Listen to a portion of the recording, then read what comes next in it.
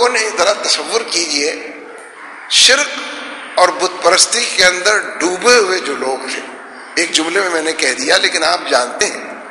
کتنے بت تھے ان کے، کتنے بت تو خانہ کعبہ کے اندر نصب تھے،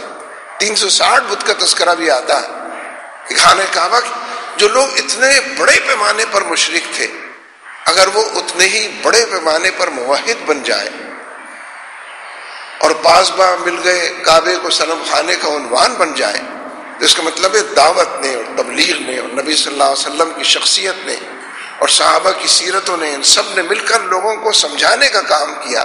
متاثر کرنے کا کام۔ جس معاشرے میں لوگ اپنی بچیوں کو زندہ درگور کر دیتے تھے، دفن کر دیتے تھے، جو معاشرہ جوئے کی لعنت کے اندر مبتلا تھا، شراب کا رسیہ تھا، اس کو شراب سے پاک کر دینا، جوئے سے دور کر دینا۔ بیٹیوں کے حوالے سے نبی صلی اللہ علیہ وسلم کے جو فرامین ہیں، جو احادیث ہیں، اس مقام اور مرتبے تک، اور بیٹیوں کی پیدائش پر ناگواری کا اظہار کرنے کے بجائے کہ یہ جہالت کی بات ہے، ناواقفیت کی، لا علمی کی بات ہے، بیٹیوں کی پیدائش کے نتیجے میں سرخروئی کا ایک نیا باب کھلنے کا، یہ کیسے ہوا؟ انقلاب اسی کو کہتے ہیں، مکمل انقلاب، سر سے لے کر پیر تک، جزیات کے اندر، فروعات کے اندر، کلیات کے اندر، قاعدوں اور ضابطوں کے اندر، متن کے اندر، حاشیے کے اندر انقلاب۔ وہ انقلاب جو ذہنوں کے اندر برپا ہوا، وہ انقلاب جو عمل کی دنیا میں برپا ہوا، اور لوگوں کے اعمال بدل گئے، رخ بدل گیا، سمت بدل گئی، سوچنے کے انداز بدل گئے، قبلہ اور کعبہ ان کا تبدیل ہو۔ نبی اکرم صلی اللہ علیہ وسلم اس لہجے میں بات کر رہے ہیں، ان رویوں کو لوگوں کے اس کی نفی کر رہے ہیں، ابطال کر رہے ہیں، اور لوگ جن وادیوں کے اندر گم تھے، جن تنگنائیوں کے اندر اپنے آپ کو پاتے تھے، جن بند گلیوں کے اسیر تھے، اس سے نکال کر صاف سیدھی شاہراہ پر لا رہے ہیں۔ آپ خود ہی ارشاد فرماتے ہیں کہ تم پروانوں کی طرح آگ کے اندر گرے جاتے ہو، جہنم کا سودا کر رہے ہو، اور میں تم کو قبر سے پکڑ پکڑ کر اس سے نکال رہا ہوں۔ یہ عمل کیسے ہوا ہو؟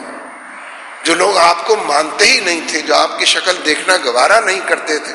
جو آپ کے قتل کے درپے تھے، جو آپ کو ہر نقصان کی طرف دھکیلنے کے لیے کوشاں تھے، اگر وہ آپ کے ساتھ اٹھ کر کھڑے ہو گئے، آپ کے ساتھ کلمہ گو ہو گئے، اللہ رسول کو پہچاننے والے ہو گئے، تو اس کا مطلب ہے کہ دعوت نے اس خاص لمحے جو سوالات تھے ان کا جواب دیا۔ دعوت نے شرک اور بت پرستی کی طرف سے اور نظام باطل کی طرف سے جو اعتراضات تھے ان کو رفع کیا، اور قرآن و سنت کی رہنمائی میں نبی صلی اللہ علیہ وسلم تو براہ راست وہی سے آراستہ پیراستہ تھے، لیکن صحابہ کرام کی جمعیت جو تھی وہ لمحے لمحے آپ کے قول کا، آپ کی فکر کا، آپ کے حکم کا انتظار کرتے تھے۔ یہ جو واقعہ آتا ہے نا معراج کا، جب نبی اکرم صلی اللہ علیہ وسلم نے فرمایا، یعنی سبحان الذی اسریٰ بعبدہ لیلا من المسجد الحرام الی المسجد الاقصی، راتوں رات وہ ذات پاک لے گئی آپ کو حرم کعبہ سے بیت المقدس کی طرف، اور پھر آپ کا سفر اوپر آسمانوں کی طرف ہوا۔ جب آپ نے اگلی صبح اس واقعے کو بیان کیا تو لوگ ہنسی اور ٹھٹھے کی نظر آپ کے کرنے لگے، اور لوگوں نے کہا کہ ذرا ابو بکر سے جا کر بات کرو، یہ بہت شیدائی ہے نبی اکرم صلی اللہ علیہ وسلم، یہ آمنا و صدقنا اور بات، اس سے کہو کہ تمہارے آقا یہ بات کہہ رہے ہیں، بات یہاں تک پہنچ گئی ہے۔ لوگوں نے جا کر حضرت ابو بکر صدیق رضی اللہ تعالیٰ عنہ سے بیان کیا کہ تمہارے آقا و مولا تو اب یہ بات کر رہے ہیں۔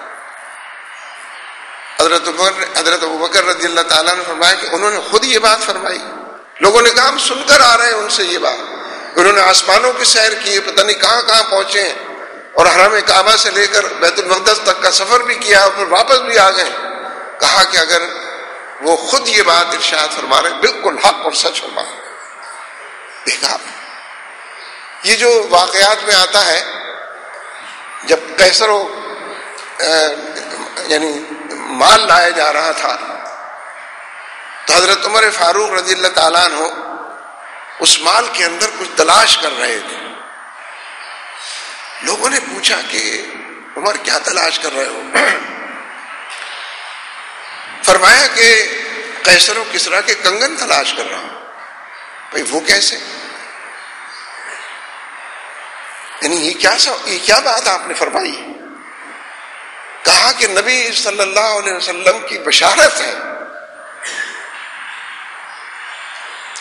اس جنگ اور جہاد کے نتیجے میں اور پھر اس پورے معاملات کے قیصر و کسریٰ کے کنگن بھی تم کو ملیں گے. اور بالآخر وہ شخص گھوڑے پر سوار پہنچ ہی گیا جو ہر نمود و نمائش سے بچتے ہوئے اپنی اس نیکی کو اخفا میں کرتے ہوئے قیصر و کسریٰ کے کنگن لے آیا. میں یہ واقعات نہیں سنا رہا، وہ تو آپ کو معلوم ہے پہلے سے.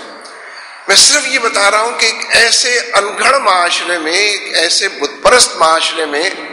ایک ایسے گئے گزرے جہالت کے اندر ڈوبے ہوئے معاشرے میں، اور جو کچھ بھی آپ کہیں سب درست ہوگا، اتنے خراب معاشرے میں اگر اتنی اچھائیوں نے پرورش پائی، اور وہی لوگ، ایسا نہیں کہ وہ نسل ختم ہو گئی ہو، نئی نسل اٹھی ہو، وہی لوگ جو آپ کے کٹر مخالف تھے اور پیشوا تھے بت پرستی کے اور شرک کے، اگر وہی لوگ ایک نئے کلچر کے دل دادا بن گئے، ایک نئے عقیدے کے ماننے والے ہو گئے، ایک نئے عمل کی دنیا کے سفیر ہو گئے، ایک نئی اقدار کے ترجیح اعتبار سے اپنانے والے ہو گئے، تو اس لیے کہ دعوت نے، اللہ اور اس کے رسول کے پیغام نے اور اس کے پہنچانے والوں نے اس لہجے کو اپنایا، ان اصطلاحوں کو سمجھا، اس غیظ و غضب کے ماحول کو جانا، ان کی بیماریوں کا صحیح صحیح ادراک کیا، ان کے امراض کی ٹھیک ٹھیک تشخیص کی اور اس حوالے سے ٹھیک ٹھیک علاج کیا. اس لیے جب یہ بات اللہ تبارک و تعالیٰ کے ارشاد کے طور پر سامنے ہے کہ اس دین کو ایک بار پھر غلبہ حاصل ہونا، تو اس میں تو شک و شبہ کی گنجائش نہیں ہونی چاہیے کہ میرا خیال ہو کہ نہیں مولوی صاحب بات تو ٹھیک ہی کہہ رہے ہیں، لیکن صاحب آج کل تو حالات بہت ہی خراب ہیں نا، دیکھ نہیں رہے کس طرح امریکہ کا غلبہ ہے، مغربی تہذیب کا غلبہ ہے، مادہ پرستی کا غلبہ ہے. جو مسلمان ہیں ان کے اندر امریکہ کا غلبہ ہے، جو مسلمان حکمران ہیں وہ امریکہ کی چوکھٹ پر سجدہ ریز،